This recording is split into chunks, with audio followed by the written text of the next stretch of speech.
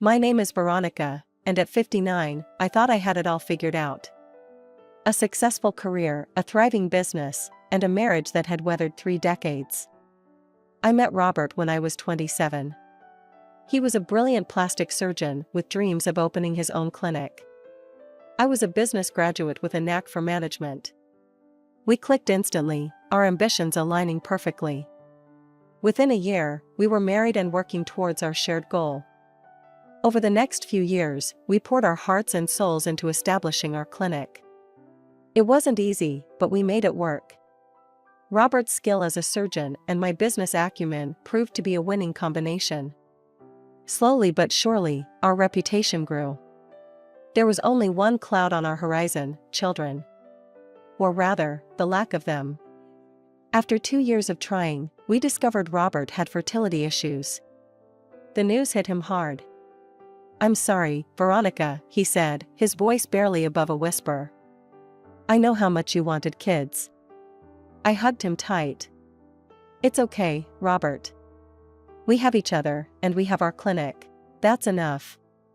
But was it?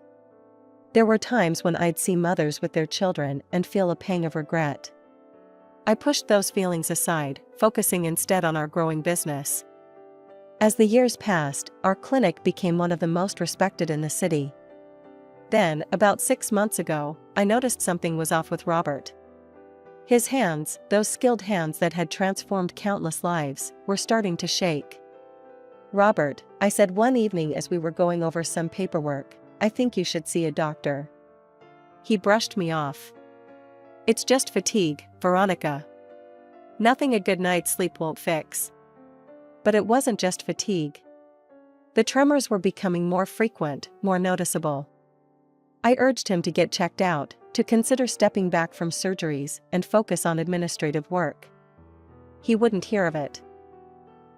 Despite my concerns about Robert's health, we continued to push forward with our plans for the clinic. We needed to upgrade our equipment, expand our services. It would require a significant investment, more than we could manage on our own. That's when I started reaching out to potential investors. It was a long process, filled with meetings, presentations, and negotiations. But finally, after months of work, we had a deal. The day the funds hit our account, I felt a surge of triumph. This was it, the next big step for our clinic. I decided to surprise Robert with the news over lunch. I ordered his favorites from that little Italian place down the street and set everything up in my office. The door opened, and Robert walked in. He looked tired, but his eyes lit up when he saw the spread. "What's all this?" he asked, a smile playing on his lips. I grinned back. "I have some news. The investors came through. The money's in our account. We can order that new equipment we've been eyeing." For a moment, Robert's face lit up with the boyish enthusiasm I'd fallen in love with all those years ago. He swept me into a hug, laughing. "That's fantastic, Veronica. You're amazing, you know that?" I basked in his praise, feeling like we were back on solid ground. Then he pulled back, a mischievous glint in his eye. "I have a surprise for you too," he said. "I want you to meet someone." I raised an eyebrow, curiosity piqued. "Oh, a new client?" He shook his head, a strange smile playing on his lips. "Not exactly. She's our new nurse." Before I could process this information, the door swung open, and in walked a young woman. She couldn't have been more than 22, with long blonde hair, pouty lips, and a figure that screamed recent work done. She flashed a dazzling smile at Robert before turning her gaze to me. "Hi, I'm Ella," she chirped, her voice syrupy sweet. "It's so nice to meet you, Mrs. Henderson." I blinked, taken aback. "I'm sorry, but I don't recall us hiring a new nurse. Especially one so young." Robert cleared his throat. "Well, that's the surprise. Ella here is eager to join our team. She's just completed her nursing courses." "Courses?" I echoed, my eyes narrowing. "Not a full nursing degree?" Ella's smile faltered slightly. "Well, not yet.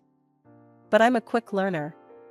And Dr. Henderson says he'll teach me everything I need to know. I turned to Robert, disbelief etched on my face. Can I speak with you privately for a moment?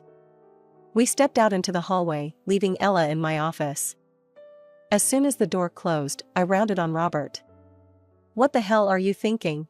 I hissed. We can't hire someone with no experience, especially not in a medical setting. Robert had the decency to look sheepish. Look, I know it's unorthodox, but Ella is bright and eager to learn. She was a patient of mine, breast augmentation, and she was so impressed with our work that she wanted to be part of it. I felt my blood pressure rising. Robert, this is a professional medical facility, not a fan club. We can't just hire someone because they like their boob job. His face hardened. Keep your voice down. I've made my decision. Ella starts next week. I took a deep breath, trying to calm myself. If you hire her, I won't work with her. It's me or her, Robert. I expected him to back down, to realize how ridiculous this whole situation was. Instead, his next words hit me like a slap in the face. Then I guess you should pack your things, Veronica.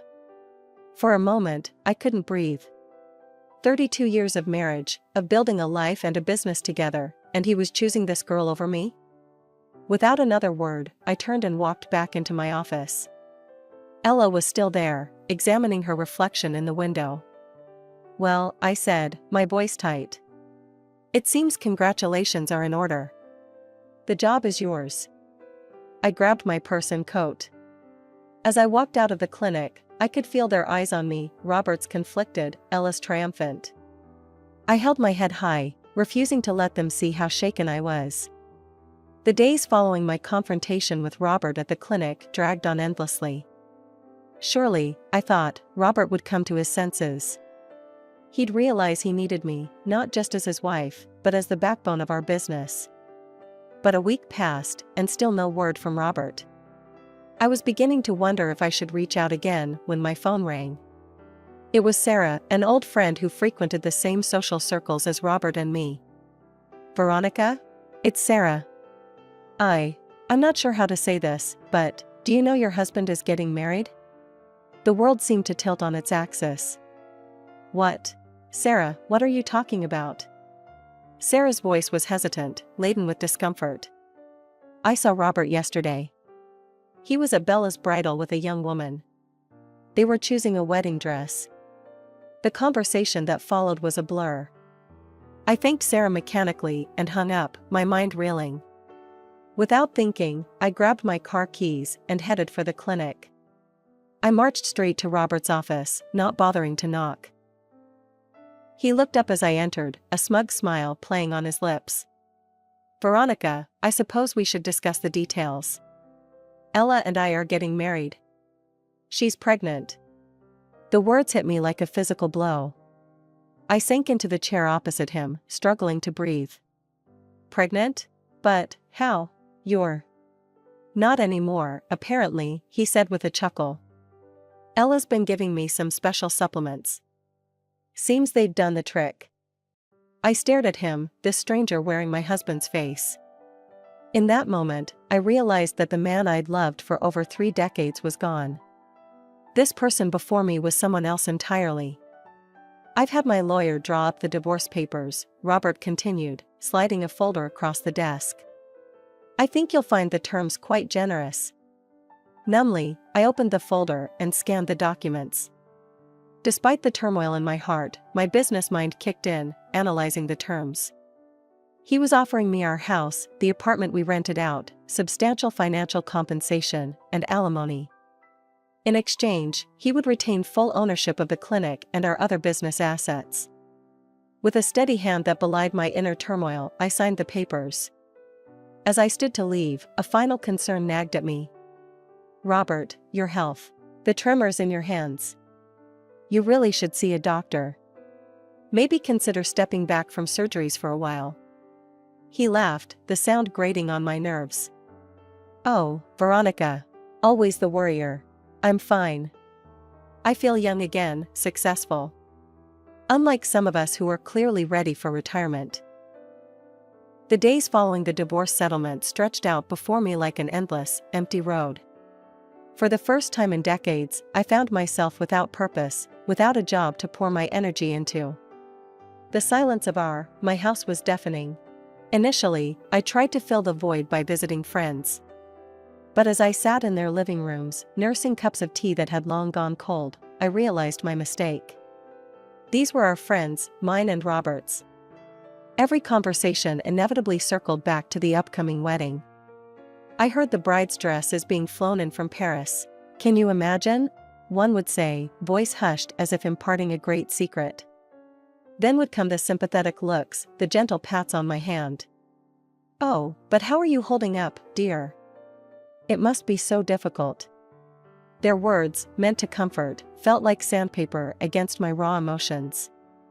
The pitying smiles, the understanding nods, it was all too much. Gradually, I began to withdraw, declining invitations and screening calls. Alone in the house that now felt too big for just me, I found myself wandering from room to room, touching familiar objects that now seemed to belong to another life. In the study, my eyes fell on an old easel tucked away in the corner, gathering dust. Painting. I used to love it, before the clinic consumed all my time and energy. On a whim, I pulled out the easel, found some old canvases and paints, and set up by the large bay window in the living room. 2 months slipped by in this fashion. I was by no means healed, but I was coping.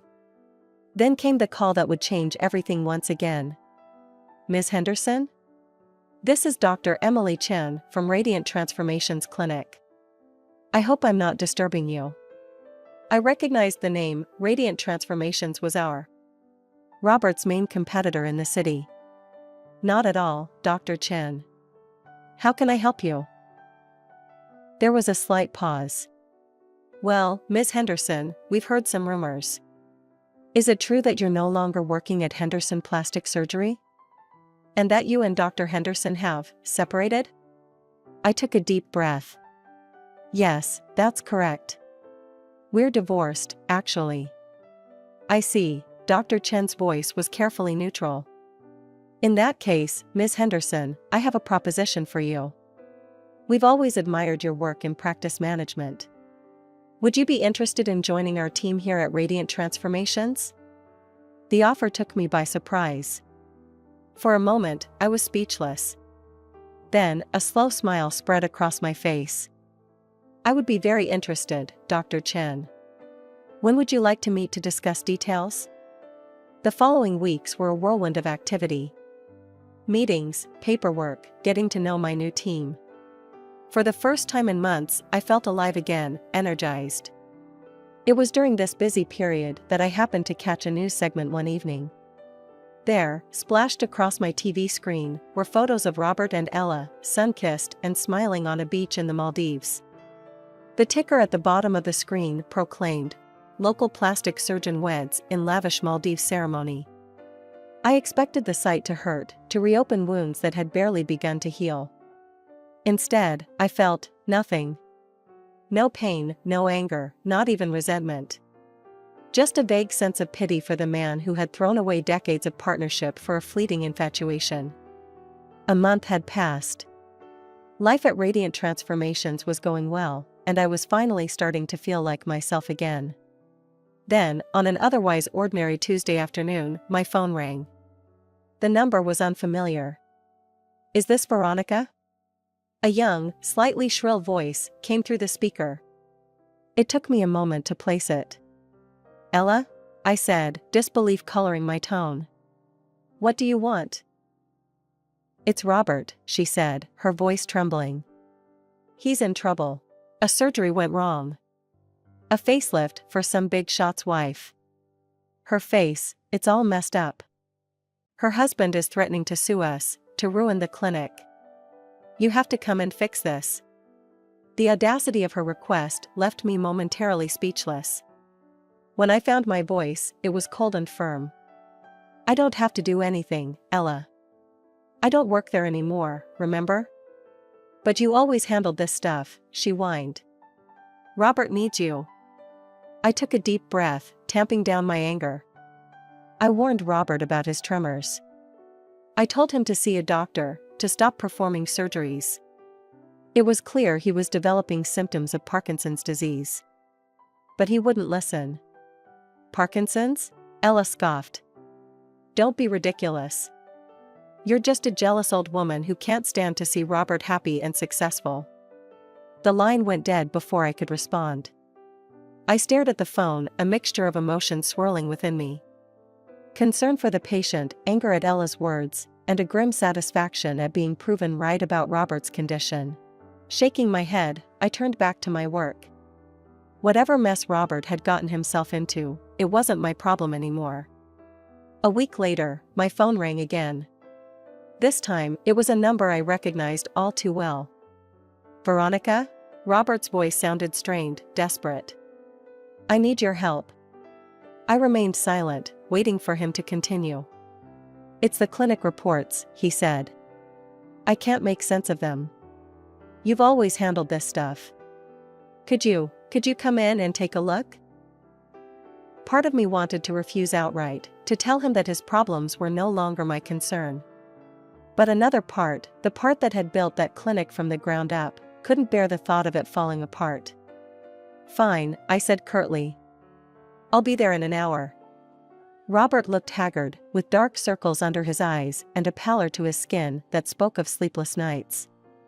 But what caught my attention were his hands, trembling visibly as he shuffled papers on his desk. As I pored over the documents, a grim picture began to emerge. The clinic's finances were in disarray. But more alarmingly, there was a glaring discrepancy in the accounts. Robert, I said slowly, looking up at him. What happened to the money from the investors? The funds for the new equipment? He wouldn't meet my eyes. I had to use it for other things. Other things? I pressed, my voice hardening. Like your wedding? My divorce settlement? Robert's face crumpled. I thought I could make it back quickly. If I just did a few more high-profile surgeries. Like the one that went wrong? I said, the pieces falling into place. Robert, this is serious. This is misuse of funds. The investors could sue you for this. I know, he exploded, his trembling hands sending papers flying. And now with this botched surgery. Veronica, I'm ruined. They're going to take everything. As I stood there, reports in hand, the office door swung open. Ella sauntered in, her face a mask of haughty disdain that faltered slightly when she saw me. My eyes instinctively dropped to her midsection, and I frowned. Weren't you supposed to be pregnant? I asked, unable to keep the skepticism from my voice. You're not showing at all for someone who should be, 4 months along now? Ella's cheeks flushed, and she unconsciously placed a hand over her flat stomach. It's just not visible yet, she stammered unconvincingly. Ignoring her weak excuse, I turned to Robert. What exactly were those fertility treatments you mentioned? The ones that miraculously cured your infertility? Robert, looking increasingly uncomfortable, gestured vaguely towards Ella. She's been giving them to me. Some kind of herbal supplement, I think. I raised an eyebrow at Ella. Well, care to enlighten us? Reluctantly, Ella reached into her designer purse and pulled out a small pill bottle. She handed it to me, avoiding eye contact. As soon as I read the label, I couldn't help but laugh. Robert, I said, shaking my head, these aren't fertility drugs. They're just run-of-the-mill erectile dysfunction pills. They don't have any effect on actual fertility. Robert's face paled, his eyes darting between me and Ella. But she said. She lied, I said flatly. Then, a more serious thought occurred to me. Robert, you shouldn't be taking these, especially not with your condition. They can exacerbate the symptoms of Parkinson's disease. They might even be speeding up its progression. The color drained from Robert's face as the implications of my words sank in. He opened his mouth, likely to berate Ella, when his phone rang. The caller ID showed it was his lawyer. Robert answered, his voice shaky. Hello? Yes, this is Dr. Henderson. As he listened, I watched the last vestiges of color leave his face. His free hand, already trembling, began to shake so violently that he had to set it on the desk to steady it. I see, he said weakly. Yes, I understand. Thank you for letting me know. He ended the call and sat there, staring blankly at the phone in his hand. Robert? I prompted after a moment of heavy silence. What is it? He looked up at me, his eyes filled with a mixture of fear and desperation that I'd never seen before. It's the investors, he said, his voice barely above a whisper. They want to conduct a full audit of the clinic. They're specifically interested in how their funds for the new equipment were spent. The silence that followed the lawyer's call was deafening.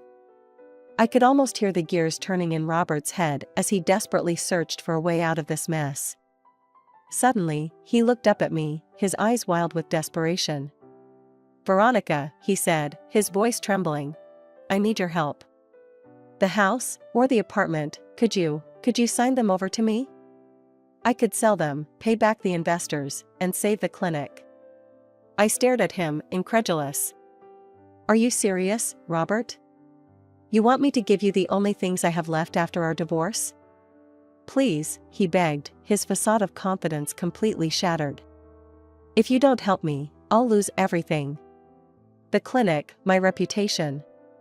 I'll have nothing left. I felt a surge of anger rising within me. And whose fault is that, Robert?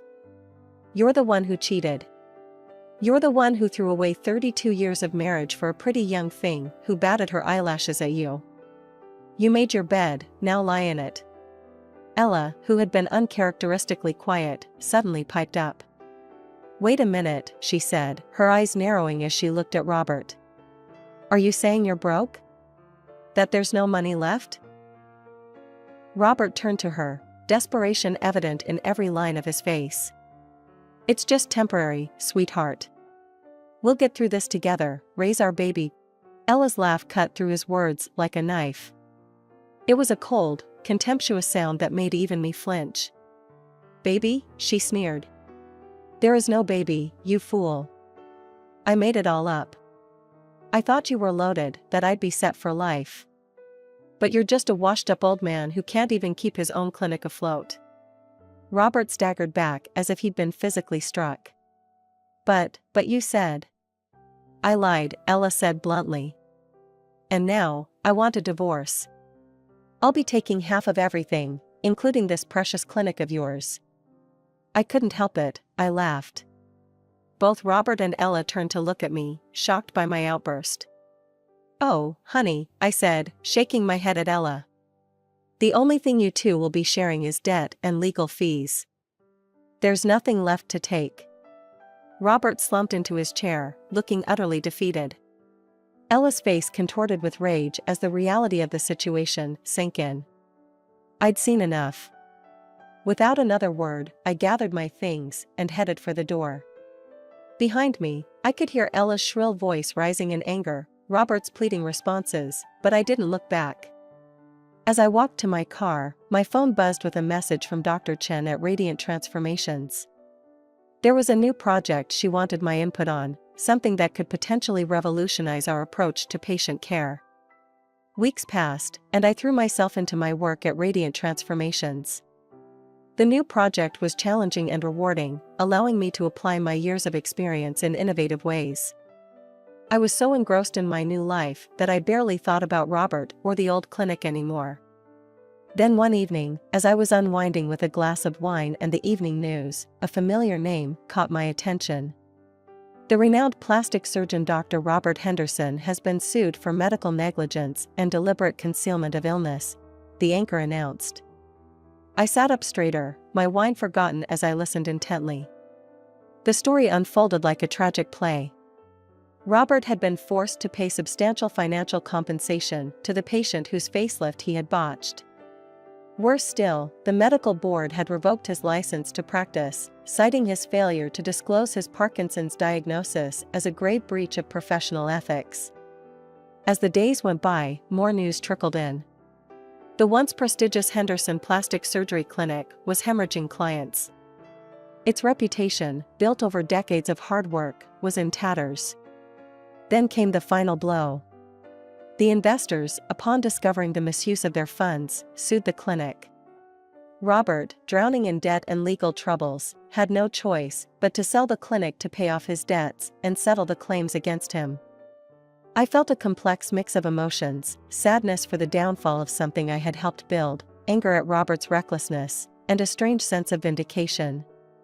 But mostly, I felt relief that I was no longer entangled in that mess. A few days later, Dr. Chen called me into her office. Her expression was unreadable as I took a seat across from her. "Veronica," she began, "I have some news that might interest you. Radiant Transformations has just acquired a new property." I raised an eyebrow, curious. "Oh?" She smiled. "We've purchased the Henderson Plastic Surgery Clinic." For a moment, I was speechless. Of all the potential buyers, I never imagined it would be Radiant Transformations. "I see," I managed to say. "That's unexpected." Dr. Chen leaned forward, her eyes twinkling. "Here's the thing, Veronica. We need someone to manage this new acquisition. Someone who knows the ins and outs of the place, who can turn it around and restore its reputation. Someone like you."